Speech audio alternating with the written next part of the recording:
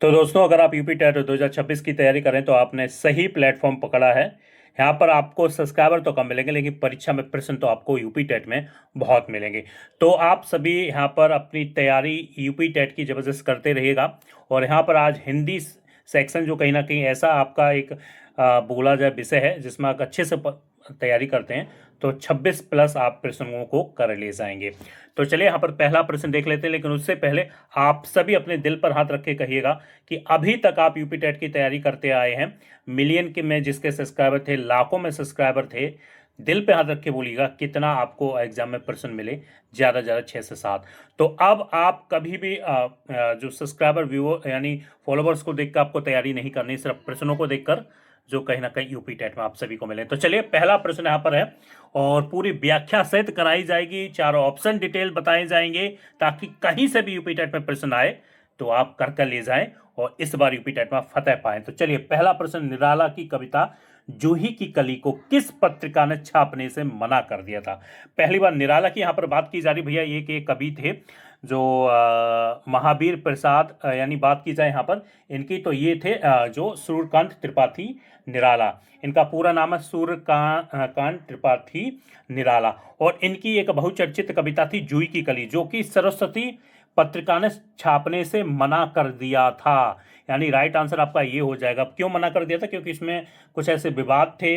जो सरस्वती के संपादक थे महावीर प्रसाद द्विवेदी, ध्यान रखिएगा, उनको इस कविता को यानी कुछ चीज़ें उनको अश्लील ऐसी मानकर उन्हें छंदहीन माना था उन्होंने। कुछ चीज़ें ऐसी अश्लील थी जो उन्हें नहीं लगी, इसलिए इसको छापने से उन्होंने मना कर दिया था। Right answer option number A हो जाएगा। अब चलिए ऑप्शन दूसरा भी है, मर्यादा की अगर बात करें तो भैया मर्यादा जी आपकी पत्रिका प्रेमचंद्र से संबंधित है। और ठीक ना, हंस की अगर बात करें तो पत्रिका के यानी स्थापना प्रेमचंद्र ने की थी। और ये जो पत्रिका थी आपकी प्रगतिशील विचारधारा की पत्रिका थी। और नई कविता की बात करें तो ये 1950 के बाद काव्य आंदोलन से ये जुड़ी है। 1950 के बाद इसको किया गया था और ये काव्य आंदोलन से जुड़ी जुड़ी है। और जबकि आपकी जूही की कली, ध्यान रखिएगा, एक और प्रश्न आ सकता है, मैं भूल गया आपको बताना। जूही की कली पत्रिका, ठीक है ना, जो सूर्यकांत जो त्रिपाठी जी थे निराला, उन्होंने 1916 में इसका जो क्या किया था, इसकी जो कविता को यहाँ पर इन्होंने प्रकाशित की थी। ठीक है ना, तो ध्यान रखिएगा। ये चार ऑप्शंस मैंने आपको बता दिए। ये प्रश्न कई बार आया, ध्यान रख लीजिएगा। कौन सी पत्रिका ने छापने से मना कर दिया था? जूही की कली, वो थी सरस्वती, और उसके संपादक कौन थे? वो थे महावीर प्रसाद द्विवेदी। मर्यादा आपकी प्रेमचंद से संबंधित है। और हंस भी बात करें, वो भी प्रेमचंद से संबंधित है। और नई कविता 1950 के बाद आई थी जो काव्य आंदोलन से जुड़ी है। चलिए अगला प्रश्न आप देख लेते हैं। अगला प्रश्न आपके सामने स्क्रीन पर ये रहा। तो अगला प्रश्न है जो सेकंड, और आप सभी ध्यान से सुनिएगा इस वीडियो के माध्यम से। अगर आप पहली बार जुड़ रहे हैं तो चैनल को जरूर सब्सक्राइब कीजिएगा। अगर आप चाहते हैं कि यूपी टेट का एग्जाम जब भी हो, यूपी टेट का एग्जाम जब भी हो, एक महीने पहले आपको कुछ ऐसा मिल जाए जो आप पढ़कर जाए, आपका यूपी टेट क्वालिफाई हो जाए, तो जरूर एक काम कर लीजिएगा, चैनल के टेलीग्राम ग्रुप को जरूर ज्वाइन कर लीजिएगा। लिंक वीडियो के डिस्क्रिप्शन में है। अगर नहीं ढूंढ पा रहे तो कमेंट बॉक्स में बता दीजिएगा, मैं आपको वहां पर वो लिंक प्रोवाइड करा दूंगा। चलिए अगला प्रश्न, निम्नलिखित में से कौन सा तत्सम नहीं है? देखिए तत्सम नहीं है तो वो नहीं है, वो है आंसू। ठीक है, आंसू क्या है? आपका तद्भव शब्द है। इसका तत्सम होता अश्रु। आपको ध्यान में रखना, मैं बता देता हूं। ये तो आपका क्या हो जाएगा? ये तद्भव है, तत्सम इसका होता है अश्रु। ये ध्यान रखने, इस तरीके का होता है आपका अश्रु। ठीक है ना। और ध्यान रखिएगा, दुग्ध की अगर बात करें तो भैया ये तत्सम है, इसका तद्भव होता है दूध होता है। तिक्त की बात करें तो ये क्या तत्सम शब्द है, इसका तद्भव रूप तीता होता है, तीखा होता है। कपाट की बात करें तो भैया ये तत्सम शब्द है, इसका तद्भव होता है किवाड़ या कवाड़। ध्यान रखिएगा, ये ध्यान रखिए। आंसू का जो आपका जो तद्भव शब्द है ये, और तत्सम हो जाता है अश्रु। ठीक है ना, ध्यान रखिएगा। चलिए अगला यहाँ पर देख लेते हैं। अगला यहाँ पर पूछा जा रहा है, उत्कर्ष शब्द में कौन सा उपसर्ग है? देखिए मैंने पिछले वीडियो में कई वीडियो बताया, उसका जो शुरुआत में जुड़कर शब्दों का अर्थ बदल दे भैया, और प्रत्यय जो अंत में जुड़कर। ठीक है ना, तो यहाँ पर उत्कर्ष में शब्द में उस जो आपका पूछा जा रहा है, तो कौन सा उत है आपका उपसर्ग? ठीक है ना, उत। उत प्लस कर्ष यानी उत्कर्ष। ठीक है ना, ध्यान रखिएगा। उद की बात करें तो भैया देखिए, उद उप उप ये नहीं है, सिर्फ आप उत का ही आपको लगाकर आना है। चलिए अगला प्रश्न देख लेते हैं। अगला प्रश्न आपके सामने यहाँ पर है, दिया गया है प्रश्न संख्या चौथा। निज भाषा उन्नति है सब उन्नति को मूल, यह काव्य पंक्ति किस कवि की है? ध्यान रखिएगा, निज भाषा उन्नति है सब उन्नति को मूल, ये आपको बताना है। अब इस पंक्ति का अर्थ क्या मैं आपको बता देता हूं। यानी यहाँ पर हिंदी भाषा के महत्व और उसके विकास पर यहाँ पर बल दिया जा रहा है। तो उन्नति यानी जो हिंदी भाषा कहीं ना कहीं इसकी इम्पोर्टेंस को यहाँ पर बता रहा है, और इससे ही क्या आपकी उन्नति विकास आपका हो सकता है। इस पंक्ति का यानी यहाँ पर सीधी शब्दों में अगर व्याख्या देखी जाए तो यह काव्य पंक्ति किस कवि की है? किस कवि की है? तो भैया सी के साथ चले जाएंगे, भारतेंदु हरिश्चंद्र जी के द्वारा ये यहाँ पर बोला गया है। ये काव्य पंक्ति उनके द्वारा है और ये प्रसिद्ध दोहा है। और जो हरिश्चंद्र की कविता मातृभाषा से, ध्यान रखिएगा, ये जो कहाँ से लिया गया है, जो हरिश्चंद्र की जो प्रसिद्ध दोहा है, जो कविता जो मातृभाषा से, इसको यहाँ पर लिया गया है। ठीक है ना। चलिए अगला यहाँ पर देख लेते हैं। अगला प्रश्न आपके सामने क्या दिया है, अंतिम शब्द में कौन सा प्रत्यय लगा हुआ है? अंतिम शब्द में कौन सा प्रत्यय? लेकिन उससे पहले मैं आपको और भी यहाँ पर बता देता हूँ। पिछले वीडियो में देखिए, ये तो आपका भारतेंदु हरिश्चंद्र के द्वारा ये आपकी कविता का दोहा लिया गया है मातृभाषा से, और इसमें हिंदी भाषा के महत्व और उसके विकास के बारे में यहाँ पर बताया गया। अब यहाँ पर बात करें तुलसीदास। ठीक है, तुलसीदास भक्ति एक काल के कवि हैं, ये आपको भी पता है दोस्तों। और उनकी रचनाओं को अगर आप देखें तो राम भक्ति और उसमें आपको देखने को मिलेगी। मैथिली शरण गुप्त की अगर बात करें तो भैया ये मैथिली शरण गुप्त जो द्विवेदी जो कवि थे, वो राष्ट्र कवि उनको कहा जाता है। ये ध्यान रखिएगा, राष्ट्र कवि किसको कहा जाता है? मैथिली शरण जो गुप्त जी को कहा जाता है। और महावीर प्रसाद द्विवेदी की अगर हम बात करें तो भैया इन्होंने हिंदी भाषा के मानकीकरण यानी हिंदी भाषा पे अधिक बल इन्होंने दिया था। तो ये आपको ध्यान रखना। लेकिन एक प्रश्न हाथ से जरूर बनेगा यूपी टेट में कि राष्ट्र कवि किसे कहा जाता है? तो मैथिली शरण गुप्त को कहा जाता है। यहाँ से बन सकता है, नोट कर लीजिएगा। तो चलिए अगला प्रश्न यहाँ पर देख लेते हैं। अंतिम शब्द में कौन सा प्रत्यय लगा हुआ है? अंतिम शब्द में कौन सा प्रत्यय लगा हुआ? भैया इम लगा हुआ, अंतिम। ठीक है ना। प्रत्यय मीन्स अंत में जो जोड़कर शब्दों का अर्थ बदलते हैं, उपसर्ग मीन्स जो शुरुआत में, ये आपको ध्यान में रखना है। ठीक है ना। तो ये अंत प्लस इम से बना है ये शब्द। ठीक है ना। चलिए अगला प्रश्न यहाँ पर देख लेते हैं। अगला प्रश्न आपके सामने है, एक मिनट रुकिए, मैं थोड़ा सा आप सभी के लिए, हाँ, यहाँ पर पूछा जा रहा है, एक मिनट रुकिए, हाँ, पूछा जा रहा है गंगा तट शब्द में कौन सा समास है? भैया गंगा तट यानी इसमें भैया सीधी सी बात मैंने आपको बताया था, ये है आपका तत्पुरुष समास। ठीक है ना, गंगा तट। और ये क्यों है? देखिए, जिन समासों में कारक चिन्ह का लोप हो उसको तत्पुरुष समास कह देते हैं। गंगा तट का अगर हम विग्रह करेंगे तो गंगा का तट, यानी का क्या है, ये तत्पुरुष समास है। का विभक्ति लोप यहाँ पर हो रहा है गंगा तट में, तो ये यहाँ पर हो जाएगा। ठीक है, तो यह राइट आंसर आपका बी के साथ यहाँ पर चले जाएंगे। और इसमें संबंध कारक तत्पुरुष समास के रूप में ही आप देखेंगे, सब तत्पुरुष समास ही है। ठीक है, चले अगला प्रश्न देख लेते हैं। अगला प्रश्न आपके सामने, चले अगला यहाँ पर प्रश्न है, वह कौन सा सर्वनाम है जिसके लिए अधिकरण कारक में मुझ पर तुझ पर का प्रयोग किया जाता है? भैया यहाँ पर पूछा जा रहा है, वह कौन सा सर्वनाम जिसके लिए अधिकरण कारक में मुझ पर तुझ पर प्रयोग किया जाता है? वो है आपका पुरुषवाचक सर्वनाम। मुझ और तुझ, मैं, तू पुरुषवाचक सर्वनाम जो सर्वनाम होते हैं का ही रूप होते हैं। तो ये राइट आंसर आपका बी के साथ चले जाएंगे। निजवाचक सर्वनाम की बात करें तो वो वहाँ पर आपको आप का प्रयोग किया जाएगा स्वयं के अर्थ के लिए। संबंधवाद का प्रयोग करें तो जो सो होते हैं। ठीक है ना, जो सो आपको ध्यान में रखना है। अगर अनिश्चय शब्द की बात करें, कोई, कुछ, ये आपको ध्यान रखना है। संबंध से जो संबंध दशा अनिश्चय जो निश्चित ना हो, कोई, कुछ, ठीक है ना, ये आपका हो जाएगा। चलिए अगला यहाँ पर देख लेते हैं। अगला प्रश्न आपके सामने ये रहा, एक मिनट रुकिए। चलिए यहाँ पर पूछा जा रहा, शुद्ध वर्तनी का चयन कीजिए। भैया शुद्ध वर्तनी का चयन कीजिए, तो वो यहाँ पर राइट आंसर आपका ये हो जाएगा, अंताक्षरी। यहाँ पर ये हो जाएगा जो आपको ध्यान में रखना है, ए ऑप्शन। ये बिल्कुल सही है। प्रश्न यूपी टेट में कई बार आया है, ऐसा मत सोचिए यहाँ पर हवा हवाई में मेरे चैनल के द्वारा यहाँ पर प्रश्नों को रखा जा रहा है। भैया वही प्रश्न है, जब यूपी टेट दिखाएंगे तब आप हमसे बात कीजिएगा, तब मैं खुद आपको बताऊंगा कि आपने ऐसे चैनल की तैयारी की थी। प्रश्न तो बहुत थे, लेकिन सब्सक्राइबर तो आप सभी जानते हैं हमारे चैनल की सच्चाई। तो चलिए यहाँ पर ऑप्शन नंबर ए के साथ यहाँ पर चले जाएंगे। चलिए अगला प्रश्न यहाँ पर देख लेते हैं। निम्नलिखित में से कौन सा शब्द कामदेव का पर्यायवाची नहीं है? भैया कामदेव का पर्यायवाची नहीं है, तो वो हो जाएगा अश्म। ठीक है ना। ऑप्शन नंबर डी के साथ चले जाएंगे, जो कामदेव का पर्यायवाची नहीं है। अश्म का अर्थ होता पत्थर या शिला, ठीक है ना, तो ये पर्यायवाची नहीं है। मम्मठ, ये अगर बात करें तो कामदेव का पर्यायवाची है। पर्यायवाची कामदेव का कौन सा है? मन मथ, ये इसका पर्यायवाची, जिसका अर्थ होता है मन को मथने वाला कामदेव, ठीक है। अनगन की बात करें तो अनंगन की बात करें तो ये अंग नंग भी कामदेव का पर्यायवाची है, ठीक है, जिसका अर्थ होता है बिना अंग का, यानी शिव ने कामदेव को भस्म कर दिया था, ठीक है ना।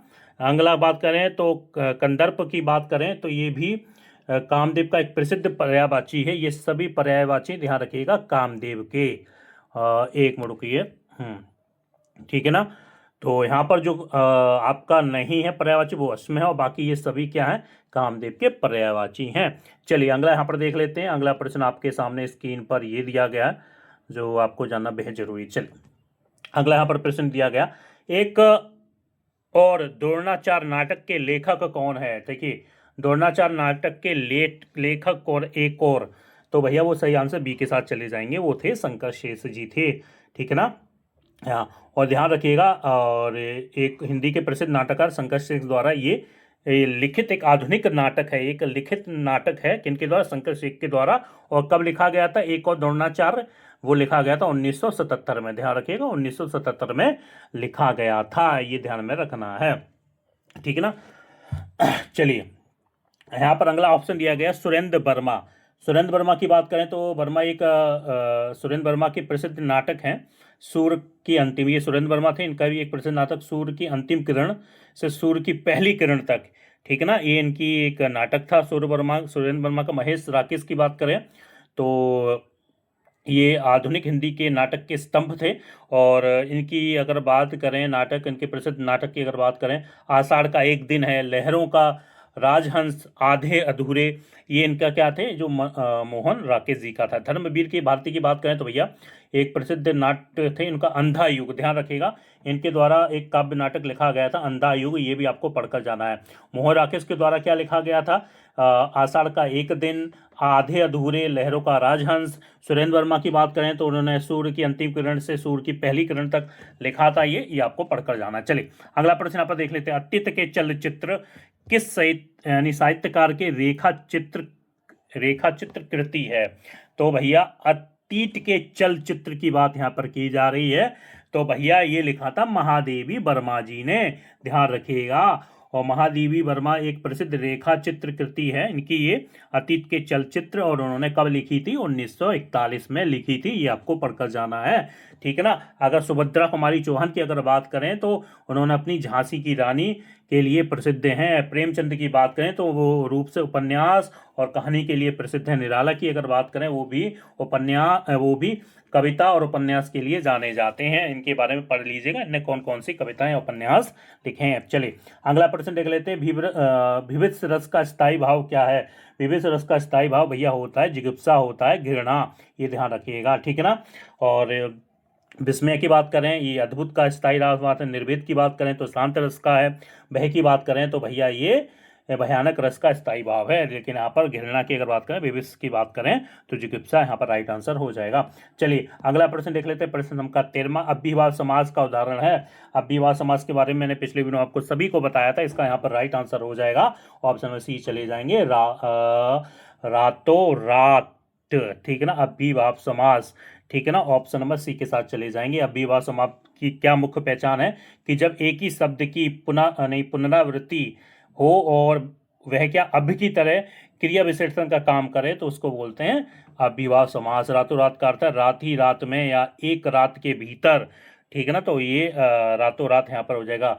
दाल भात की बात करें तो भैया ये द्वंद्व समास है, आपको ध्यान में रखना, जिसमें आपको ये चिन्ह मिलेगा या आपको और लगा हुआ मिलेगा, इस तरीके से आप द्वंद्व समास को पहचान लेंगे। त्रिलोक की बात करें तो भैया ये द्विगु समास है, 3 लोगों का समूह जहाँ संख्यावाचक आपको देखने को मिलेगा। पीताम्बर की अगर बात करें भैया ये बहुब्रीहि समास है, यानी पीठ है वस्त्र जिसके, यानी श्री कृष्ण, यानी तीसरी की ओर इशारा किया जा रहा है, तो वो बहुब्रीहि समास हो जाता है, जैसा कि मैंने पिछले दिनों आपको समझाया भी था।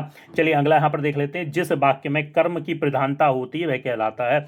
जिस वाक्य में कर्म की प्रधानता होती है भैया वो कहलाता है बी कर्मवाच्य कहलाता, ऑप्शन में बी के साथ चले जाएंगे। ये ऑप्शन नंबर बी यहाँ पर हो जाएगा। कृत्य वाक्य की बात करें, इसमें क्रियाकर्ता के अनुसार होती है, जैसे राम ने रोटी खाई। भाववाचक यानी भाव यहाँ पर प्रकट होता है, मुझसे चला नहीं जाता। संयुक्त वाक्य की अगर बात करें तो ये रचना के आधार पर, यानी सीधी देखें तो दो स्वतंत्र उपवाक्य होते हैं। संयुक्त यानी एक से दो यहाँ पर आपको देखने को मिलेंगे, वाक्य देखने को मिलेंगे, उसको संयुक्त वाक्य बोल देते हैं। चलिए अगला यहाँ पर देख लेते हैं। आग की किरकिरी होना मुहावरे का अर्थ है, यानी अप्रिय लगना। अप्रिय लगना यानी आग की किरकिरी होना, ठीक है ना, ये आप सभी जानते होंगे। चलिए अगला प्रश्न यहाँ पर देख लेते हैं। अगला प्रश्न आपके सामने ये दिया गया, कबीरदास की भाषा को सधुक्कड़ी किसने कहा। देखिए यहाँ पर कबीर की भाषा को साधुक्कड़ी किसने कहा था, वो आचार्य रामप्रसाद शुक्ल जी ने कहा था, ये ध्यान रखिएगा। हिंदी साहित्य के प्रसिद्ध इतिहासकार और यानी समालोचक आचार्य जो चंद्र शुक्ल जी ने कबीर की भाषा को यानी क्या कहा था, साधुक्कड़ी कहा था। और साधुक्कड़ी का अर्थ क्या होता है ये भी आपको पता होना चाहिए भैया। तो इसका अर्थ है साधुओं की भाषा, जिसमें पंजाबी राजस्थानी खड़ी बोली के शब्दों का मिश्रण पाया जाता है, क्योंकि कबीर एक स्थान से दूसरे स्थान पर भ्रमण करते हैं, उसी को ही सदुक्कड़ी भाषा के रूप में यहाँ पर प्रयोग कर देते हैं शब्द का। तो आचार्य राम शुक्ल जी ने भाषा को कहा था कबीरदास की भाषा को, ठीक है ना। चलिए हजारी प्रसाद द्विवेदी की अगर बात करें तो भैया कबीर की भाषा को जो बाड़ी का डिटेक्टर बोला था, बाड़ी का तानाशाह कहा था, ठीक है ना। हजारी प्रसाद द्विवेदी ने कबीर की भाषा को क्या कहा था, यानी बाड़ी का डिटेक्टर कहा था, बाड़ी का तानाशाह कहा था। यानी श्याम सुंदर दास की अगर बात करें भैया तो श्याम सुंदर दास ने कबीर की भाषा को पंचमेलन खिचड़ी कहा था। और राहुल शाक्तकृत्यान की बात करें तो भैया उन्होंने कहा था कि कबीर को कि हिंदी का प्रथम विद्रोही संत उन्होंने कहा था। यहाँ से प्रश्न बनेगा, ध्यान से रखिएगा, मैं फिर से रिपीट कर दे रहा हूँ। साधुक्कड़ी कबीर की भाषा को किसने कहा था, आचार्य रामचंद्र शुक्ल ने कहा था। और हजारी प्रसाद जी ने बाड़ी का डिटेक्टर बोला था, बाड़ी का तानाशाह बोला था। श्याम सुंदर दास की अगर बात करें तो भैया इन्हें कबीर की भाषा को पंचमेलन खिचड़ी कहा था। और राहुल जी की बात करें तो इन्होंने यहाँ पर हिंदी का प्रथम विद्रोही संत कहा था, ठीक है ना, कबीर की भाषा को या कबीरदास को, ठीक है ना। चलिए अगला यहाँ पर देख लेते हैं। वह आता कविता के कवि हैं, ठीक है ना, वह आता कविता की कवि सूर्यकांत यानी त्रिपाठी निराला जी यहाँ पर हो जाएंगे। वह आता कविता के कवि ये थे, ठीक है ना। ठीक, यहाँ पर ध्यान रखिएगा।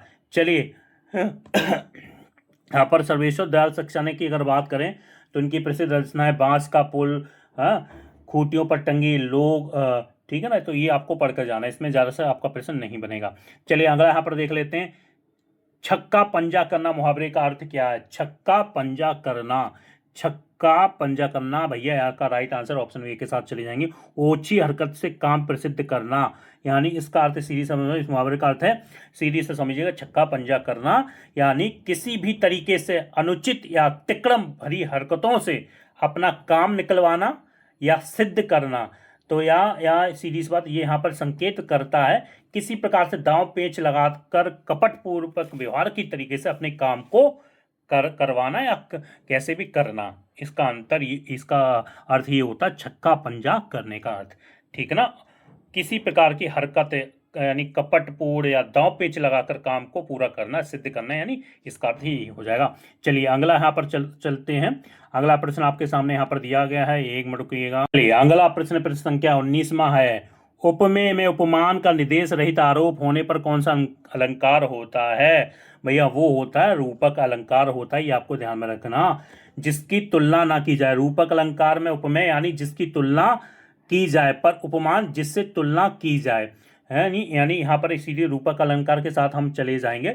ये राइट आंसर आपका बी यहाँ पर हो जाएगा। सीधे शब्दों में समझा जाए, रूप में कोई अंतर नहीं बताया जाता है, लेकिन उपमेय को ही उपमान के रूप में दिया जाता है। जैसे ध्यान रखिएगा, चरण कमल, यहाँ चरणों को ही कमल मान लिया गया है, इसलिए ये रूपक यहाँ पर हो जाएगा, चरण कमल, ठीक है, कमल की तरह चरण यानी रूप दे दिया गया है, ठीक है। चलिए उपमा की अगर बात करें तो भैया इसमें समानता तुलना बताई जाती है। उत्प्रेक्षा की अगर बात करें तो इसमें उपमेय में उपमान की संभावना व्यक्त की जाते हैं। और संदेह की बात करें जिसमें संदेह बना रहता है, ठीक ना, तो यहाँ पर रूपक अलंकार हो जाएगा, इसको पढ़ लीजिएगा। चलिए अगला यहाँ पर देखेंगे, आज के वीडियो का आखिरी प्रश्न है और यहाँ पर कुछ सेलेक्टिव प्रश्न लिए गए थे और वीडियो अच्छा लगा तो चैनल को जरूर सब्सक्राइब कीजिएगा। उच्चारण का सही संधि विच्छेद है, उच्चारण का भैया सही संधि विच्छेद उत्त प्लस चारण, उत्त प्लस चारण ऑप्शन नंबर बी के साथ चले जाएंगे। और ये कौन सी व्यंजी है, कौन सी संधि है, तो ये भैया आपकी है व्यंजन संधि, आपकी यहाँ पर हो जाएगी उत्त प्लस चारण। तो यहाँ पर कुछ सेलेक्टिव प्रश्न लिए गए थे। और बाकी क्लास कैसा लगा जरूर सब्सक्राइब कर लीजिएगा। जय हिंद, जय भारत।